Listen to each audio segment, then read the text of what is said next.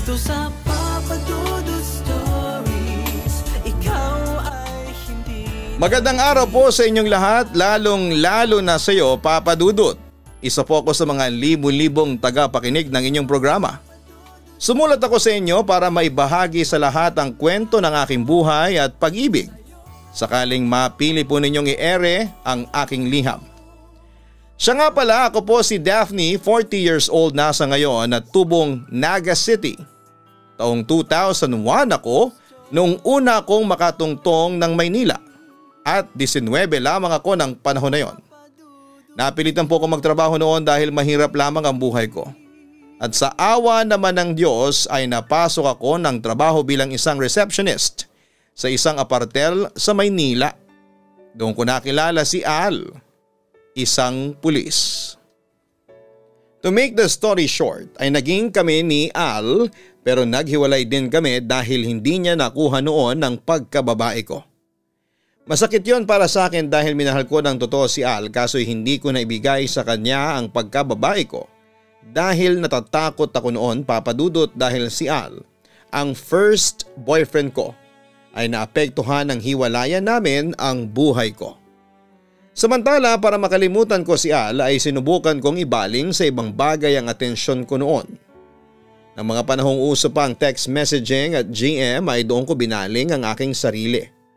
Marami akong na-meet na mga kaibigan dahil doon pero pinaka-espesyal sa kanila ay si Lionel. Masipag magpadala ng personal text at GM si Lionel. Tapos ay nag-aaksaya pa siya madalas ng load para tawagan ako. May pagkakataon ding ini-invite ko na siyang i-add ako sa Friendster as a friends at agad naman niyang in-accept yon. Pagkatapos noon ay madalas na siyang mag-post ng testimonials tungkol sa akin bilang ganti. Ay nagpo-post din ako ng magagandang testimonials tungkol sa kanya. Kung babasehin naman ang itsura ni Lionel ay okay rin siya para sa akin. Not overly handsome. Pero matangkad siya at maganda ang pangangatawan. Malakas ang kanyang sex appeal kaya hindi ko maiwasang magka-crush noon sa kanya. Hanggang isang araw ay napagpasyahan na naming mag-meet. Sinama ko noon ang best friend kong si Jane and to make sure na rin na safe ako. Bukod sa nagpaalam si Lionel sa akin na isasama rin niya ang pinsan niyang lalaki. Game na game naman ang best friend ko sa mga blind dates. Dumating kami ni Jane sa fast food kung saan imimit namin sina Lionel at ang pinsan nito. Agad naman namin silang nakita dahil matangkad silang pareho. Pero Papa Dudut, aaminin kong bumilis ang tibok ng puso ko nang makita at makilala ko ang pinsan ni Lionel na si Jag. Ganon si Jag sa una naming pagkikita at para bang na starstruck din siya sa akin. O Jag, parang na-stroke ka na dyan. Galaw-galaw din ang panga at dila pag may time. Natatandaan kong punan ni Lionel sa kanyang pinsan. Natawa din si Jane sa reaksyon ni Jag. Magsalita ka naman tol. Kamustahin mo naman tong kaibigan at workmate ko. Dahil sa hindi makaimik si Jag sa sobrang hiya ay nagpa siya na akong batiin na lamang siya. Ay Jag, sumahiyain ka pala? Tanong ko sa kanya. Sumingit naman si Lionel. Naku Daphne, makapal din ang mukha ng lalaking yan. Mas makapal pa yan kesa sa akin eh. Sira ka talaga Lionel, pabulong na sa whiny Jag sa pinsan. Bagamat natatawa din po ito. Teka Jag, bakit ka ba natameme dyan? Siguro nabighani ka sa kagandahan ni Daphne no? Usisa ni Jane sa lalaki. Kung makipag-usap siya ay aakalain mo ng close silang dalawa. Anyway Jag, huwag kang mag-alala, hindi ako suplada, slight lang. Kaya huwag kang ma-intimidate sa akin, medyo nahihiya akong sabi kay Jag. Huwag ka rin mag-alala Daphne, mabait itong si Jag, katulad ko ay harmless din yan. Natatawang sabi ni Lionel sa akin na maingay pala sa personal. Talaga? Natatawa kong tanong sa aking textmate. Maniwala ka, pagkatapos noon ay bumaling siya sa kanyang pinsan. O Jag, patunayan mo nga sa textmate ko na harmless ka. Daphne, nice to meet you. Nahihiyang wika ni Jag sa akin habang nagbablush. O kita mo na? Sabi ko sa inyo harmless yan. Wika ni Lionel sabay tawa ng malakas. O Lionel, harmless nga siya. Pagsang-ayon ko kay Lionel, pagkatapos ay bumaling ulit ako kay Jag. Anyway, nice to meet you too, Jag. Ang sabi ko pa sa kanya. Naging masaya naman ang meet up naming apat. Masayang kasama si Lionel, malakas ang kanyang sense of humor. Bukod sa may itsura din naman siya sa personal. Yun nga lang ay maingay siya para sa aking personality. Samantala si Jag ay tahimik lang. Hindi naman masyadong introvert pero listener at maayos siyang kakwentuhan. Hanggang sa naging magka-vibes na rin kami ni Jag. At doon ay nagpalitan na rin kami ng cellphone numbers. Hello? Sino to? Sabi ko sa caller na tumatawag sa akin ng 10 oras ng gabi. Hi Daphne, ako to si Jag. Nahihiyang wika niya sa kabilang linya. Anong ginagawa mo ngayon? Tanong pa niya sa akin. Matutulog na sana ako kaso tumawag ka. Pag-amin ko. Naku, mukhang naistorbo pa kita. Pasensya ka na ha.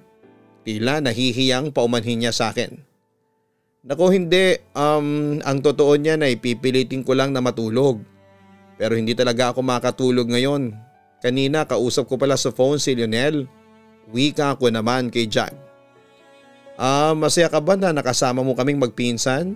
Usisa niya sa akin. Oo naman, nag-enjoy ako sa kakulitan ninyong dalawa. Akala ko nga tahimik ka kaso mas maloko ka din pala.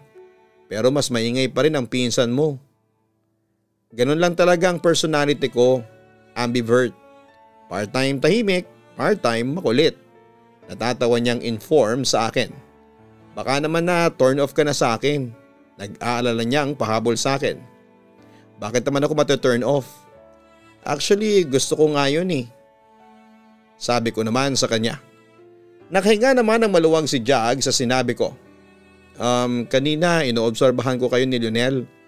Mukhang sobrang close kayong dalawa. Well, close nga kami. Kahit na ngayon lang kami nagkita vibes na vibes pa namin ang isa't isa. Ikaw rin mukhang interesting ka, ang sabi ko sa kanya. Kung interesado ka sa akin, pwede rin bang makipagkaibigan sa iyo? Gusto kasi kitang maging kaibigan, Daphne. Nahihiyang pagtatapat niya sa akin. Yun lang pala syempre naman. Gusto ko makipagkaibigan sa iyo. Sige, simula ngayon, friends na tayo. Total magpinsan naman kayo ni Lionel. Ano, okay ba yun sa'yo? Tanong ko sa kanya. Narinig ko naman ang pananabik ni Jag sa kabilang linya. Okay na okay. Thanks ha Daphne. Alam mo masaya ako at nakilala kita. Sana tulad ni Lionel tumibay din sana ang friendship natin. Mataas ang hopes ko na titibay din ang friendship naming dalawa. Sana nga Daphne, sana nga, ang sabi pa ni Jag sa akin.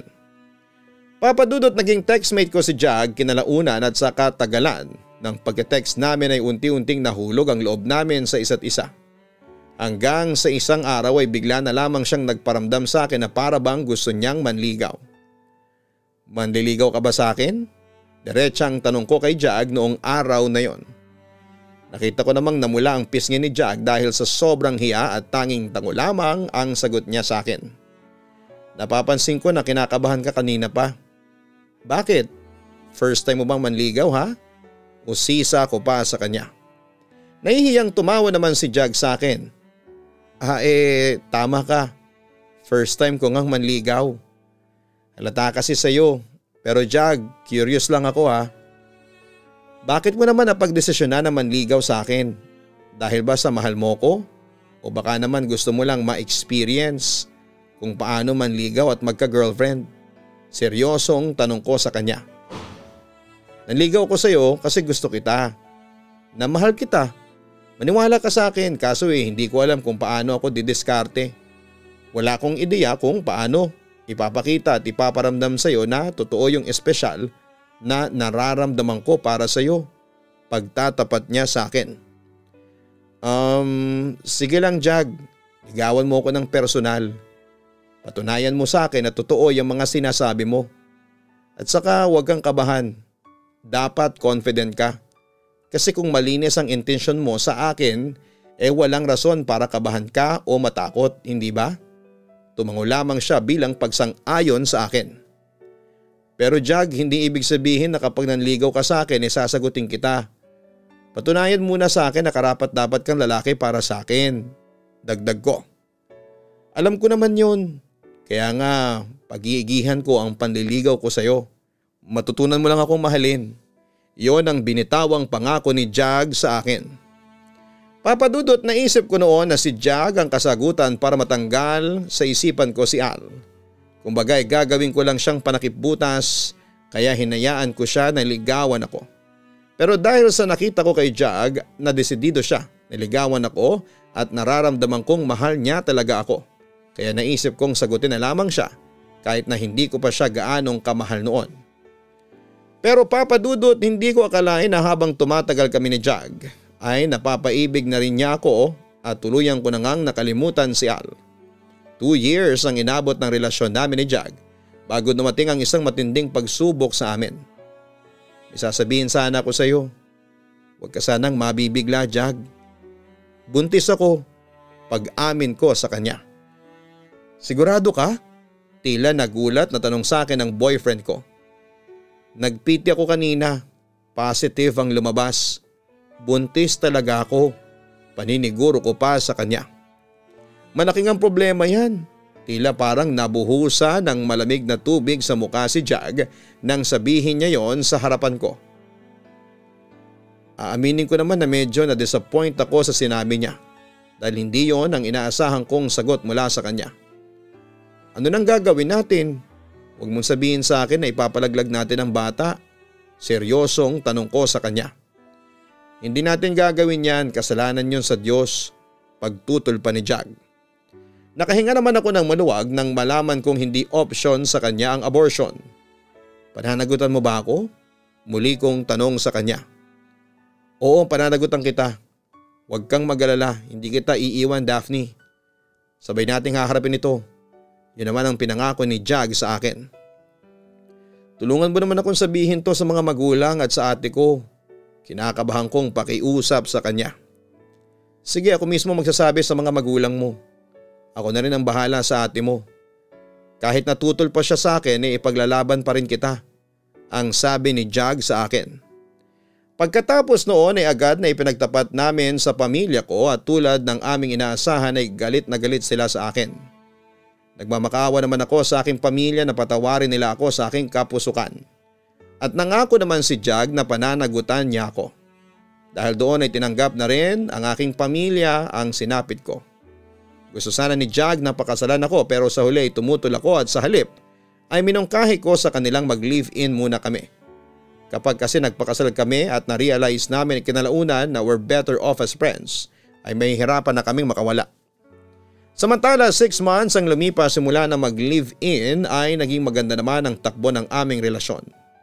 Walang masyadong pagtatalo dahil hindi nagbibigay ng dahilan si Jag para magalit o magselos. Is faithful at ilang beses ko siyang inoobserbahan at siya talaga ang lumalayo sa tukso. Ang bilis ng panahon, loves. Biruin mo 6 months na tayong nagsasama. Tingnan mo, napatunayan din natin sa pamilya mo na kaya nating mabuhay na dalawa. Kung nakinig tayo sa kanila, hindi tayo magiging masaya tulad ngayon. Wika ni Jag sa akin isang gabi. Malapit ka na rin mga anak. Alam mo, sabik na akong makarga ang unang supling natin. Pagpapatuloy pa niya. Samantala hindi ako kumibo dahil may malalim akong iniisip ng mga sandaling yon. Daphne, may problema ba? Usisa niya sa akin. Jag, tumawag ako kina mama sa probinsya. Pag-amin ko sa kanya kinalaunan. Talaga? Anong balita sa kanila? Curious niyang tanong sa akin. Ayos naman sila pero si mama, pinapauwi niya ako sa amin. Gusto niya doon daw ako manganak. Kwento ko.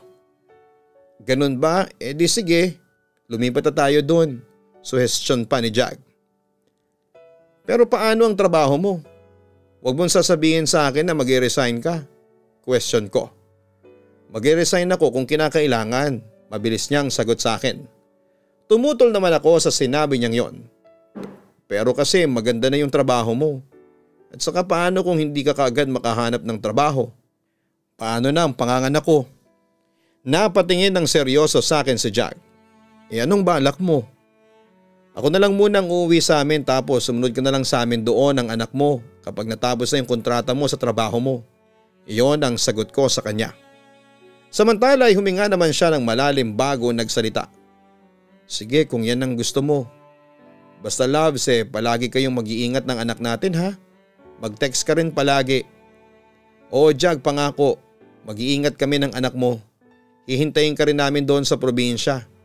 Sabi ko pa noon sa kanya. Papa Dudut, kinailangan naming magkawalay ni Jag dahil sa pagkakataon. Mabilis ang mga buwan at dumating ang araw ng panganganak ko. Halos hindi ko kayanin ang sakit pero lumakas ang loob ko noon dahil tumawag si Jag sa akin. Punong-puno kami ng pag-asa noon na isang araw ay mabubuo kami bilang isang pamilya. Pero hindi ko akalain na yon na pala ang huli naming pag-uusap. Dahil nawala na siya ng contact sa akin. Sobra akong nag-alala noon kay Jag at sinubukan ko siyang puntahan. Pero bigla na lang siyang nawala. Dahil doon ay naiyak ako. Doon ko na-realize na tila tapos na ang yugto sa amin ni Jag. Papa Dudut, hinanap ko si Jag noon pero hindi ko siya makita-kita. Pero dahil sa pagmamahal ay nagpatuloy akong umasa noon na isang araw ay babalik siya kaso isang araw isang text message ang tumapos ng lahat.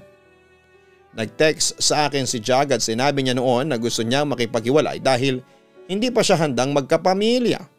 Hindi ko matanggap yon, Papa Dudut. Kaya patuloy ko siyang hinanap sa Maynila. Hanggang sa isang araw ay pumunta ako sa lugar na pinagtatrabahuhan ni Jag at doon ay nalaman ko ang isang katotohanang nagpasakit sa aking damdamin. Nalaman ko mula sa isang kasamahan ni Jag na may girlfriend na ito na si Jessie ang pangalan.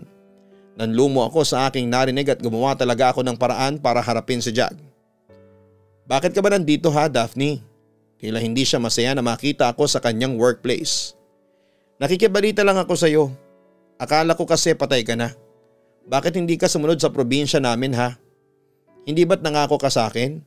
Bakit may ibang babae ka nang pinagkakabalahan? Naiiyak kong tanong sa kanya. Sa puntong yon ay huminga ng malalim si Jag bago nagsalita. Daphne, I'm sorry. Sino si Jessie, Jag? Sino siya? Siya na bang pinalit mo sa akin? Siya na bang mahal mo ha? Ano, sumagot ka? Kumpronta ko sa kanya. Huwag kang magskandalo dito please, pakiusap niya sa akin. Ngunit nagpatuloy lamang ako sa paglabas ng aking sama ng loob sa kanya.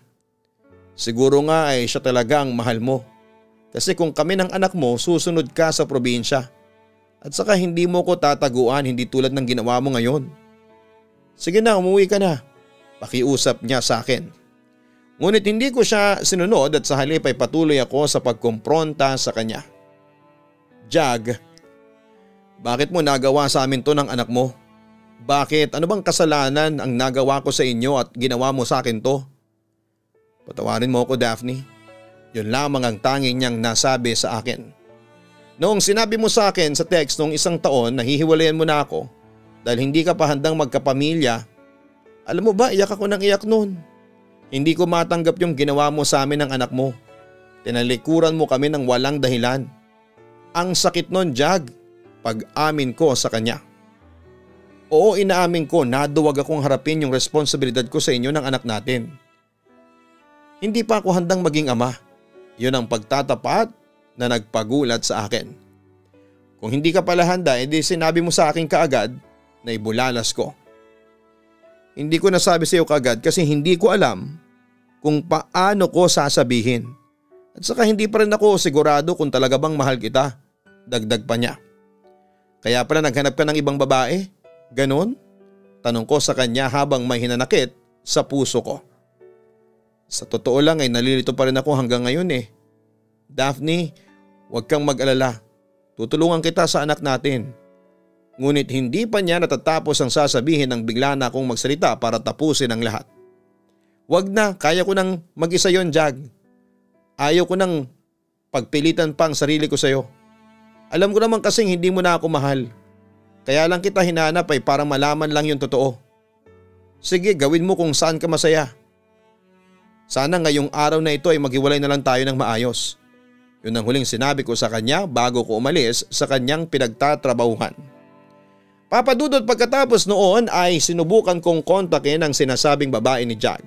Pero nang makausap ko siya ay nawala na ako ng pag-asa dahil hindi na raw niya pakakawalan pa si Jag dahil mahal niya ito. Sumuko na ako noon pero puno ng galit ang puso ko. Pero dumating sa buhay ko ang isang lalaki na nagngangalang Alfred. And to make the story short, naging kami at pinakasalan niya ako. Pero sa 5 araw simula nang ikasal kami ay nakaramdam ako ng lungkot at pagsisisi. Kaya isang araw ay isang desisyon noon ang ginawa ko. Oo, Papa Dudut, umalis ako sa poder ng asawa ko at kahit kailan ay hindi na ako nagparamdam sa kanya.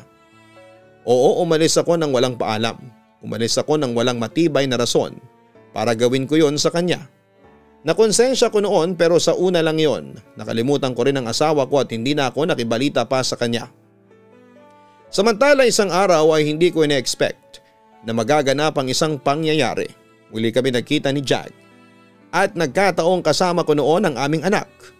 Naging masaya naman si Leia na makita ang kanyang ama samantala nang mapagod at makatulog ang aming anak sa balikat ni Jag ay kinausap ako ng dati kong boyfriend.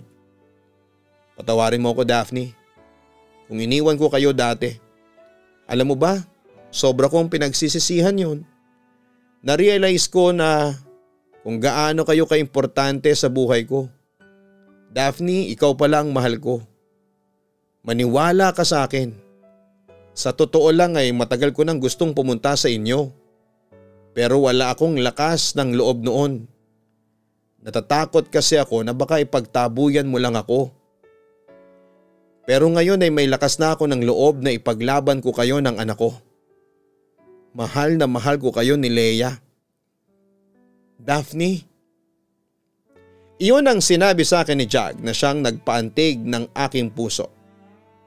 Tahimik lamang ako noon habang pinagmamasdan ang sinserong reaksyon ni Jag. Yun na rin ang naging pagkakataon ko para suriin ang aking damdamin. Daphne, tanggapin mo lang ako at pinapangako ko sa inyo. Babawi ako sa mga pagkukulang ko sa inyo. Magsimula ulit tayo. Pangungumbinsi pa niya sa akin. Dahil doon ay isang desisyon na ang aking ginawa. Sige Jag, tinatanggap ulit kita. Nagpapasalamat ako sa Diyos kasi nagbalik ka na. Magkasama na tayong dalawa. Nakita ko naman ang labis na katuwaan sa mga mata ni Jag nang marinig niya ang aking desisyon. Magiging isang pamilya na tayo. Payakap nga sa kaisa-isang babaeng binahal ko ng totoo. Papa Dudut, simula noon ay hindi na ako iniwan pa ni Jag.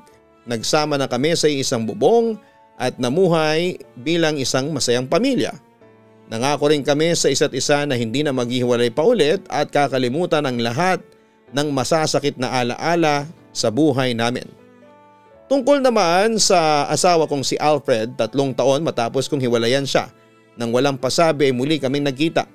Aksidente yon at hindi ako nakapaghanda. But to my surprise ay masaya niya akong binati. Yun pala ay naka-move on na siya sa akin at napatawad na raw niya ako sa mga kasalanang nagawa ko sa kanya. Pero syempre humingi pa rin ako ng sorry. Nangako naman sa akin si Alfred na sasaluhin niya ang gastos sa annulment dahil hindi naman na consummate ang aming kasal. Ibig sabihin sa batas ay madali yon maaprobahan. Sa mga nakarelate sa istorya ko ay hindi dapat na ang pagkakamali ng isa ay tatapatan mo pa ng isang pagkakamali. Dahil sa isang nagmamahalan ay hindi mawawala ang mga pagsubok para sukatin kung hanggang saan ang kaya ninyong ibigay para sa isa't isa. Papa Dudut, maraming salamat at hanggang dito na lamang ang sulat ko. More power sa inyo at sa inyong YouTube channel.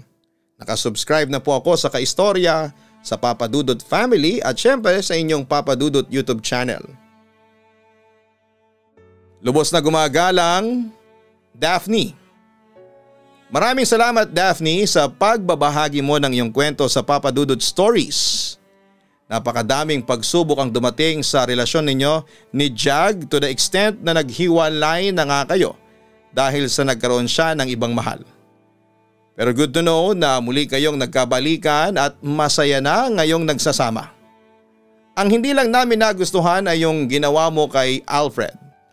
Masakit para sa kanya yung hiniwalayan mo siya ng walang pasabi o explanation.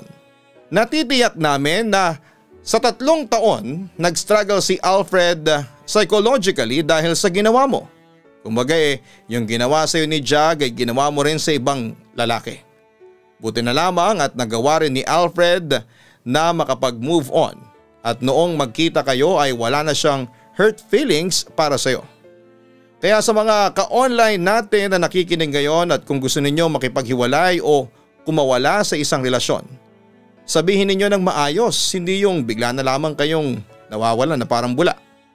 Paano na lamang kung mahal na mahal pala kayo ng taong iniwan mo ng walang pasabi?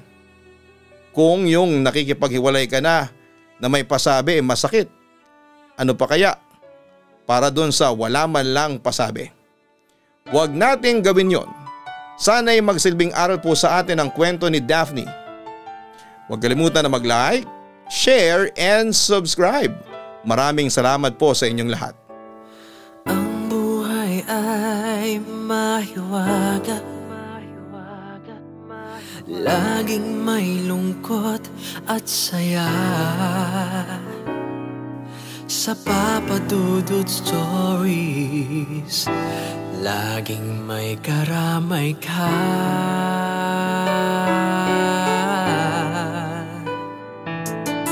Mga problemang kaibigan,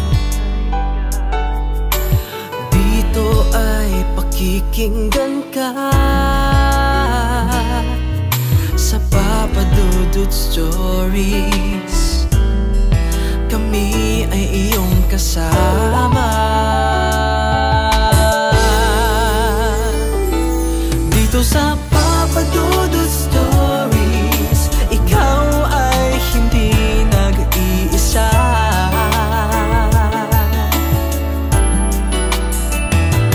Dito sa Papa Dudut Stories, may nagmamahal sa'yo. Papa Dudut Stories, Papa Dudut Stories,